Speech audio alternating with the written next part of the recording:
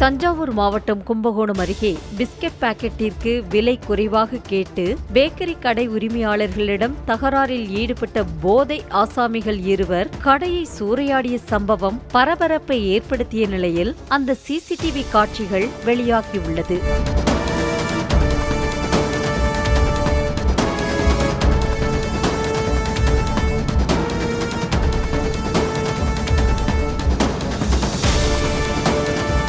கும்பகோணம் தஞ்சை சாலை திருவலஞ்சுழி பகுதியில் தீரா என்ற பெயரில் உணவகம் மற்றும் பேக்கரி வைத்து நடத்தி வருகிறார் முத்துக்குமார் என்பவர். இந்த நிலையில் இவரது கடைக்கு மது அருந்திவிட்டு போதையில் வரும் இளைஞர்கள் சிலர் அவ்வப்போது கடன் கேட்டு தகராறில் ஈடுபடுவதும் பொருட்களை வாங்கிவிட்டு காசு கொடுக்காமல் அவர்களை மிரட்டிவிட்டு செல்வதும் வாடிக்கையாக இருப்பதாக கூறப்படுகிறது. இந்த நிலையில் பேக்கரி கடைக்கு வந்த போதை ஆசாமிகள் இருவர் கடை ஊழியரான முத்துக்குமாரிடம் முதலில் 1/4 கிலோ பால்கோவா கேட்டுள்ளனர். உரிமையாளர் ஸ்வீட்டை எடை போடும்போது ஏன் இவ்வளவு சரியாக போடுகிறீர்கள், எக்ஸ்ட்ராவாக போட்டு தருமாறு கேட்டுள்ளனர். இதனை பொருட்படுத்தாமல் முத்துக்குமாரும் எடையை சரியாக போட்ட பின்பு போதை ஆசாமிகள் மீண்டும் பிஸ்கட் பாக்கெட் கேட்டும் அதன் விலை குறைத்து கேட்டு வாய் தகராறில் ஈடுபட்டுள்ளனர். ஒரு கட்டத்தில் வாய் வார்த்தைகள் முற்றிய நிலையில் ஆத்திரமடைந்த போதை ஆசாமிகள்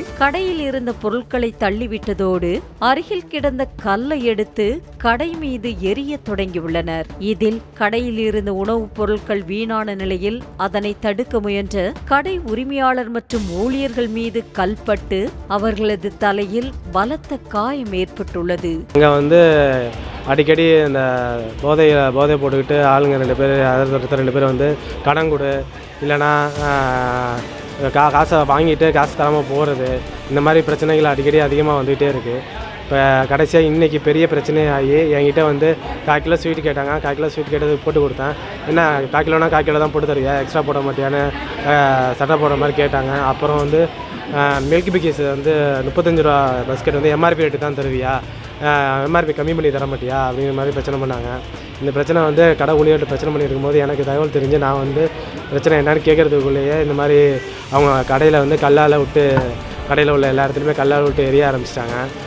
கடை ஊழியர்களுக்கும் எனக்கும் அடிபட்டது. எனக்கு பலத்த காயமாக மண்டையில் பயங்கரமாக அடிபட்டு தையல் போட்டிருக்காங்க. இதனால் அப்பகுதியில் பெரும் பரபரப்பு ஏற்பட்ட நிலையில் போதை ஆசாமிகள் அங்கிருந்து தப்பி ஓடி தலைமறைவான நிலையில் சம்பவம் குறித்து வழக்கு பதிவு செய்த போலீசார் கடையில் இருந்த சிசிடிவி காட்சிகளை கைப்பற்றி விசாரணை செய்து வருகின்றனர். மேலும் தலைமறைவான போதை ஆசாமிகளை தேடி வருகின்றனர்.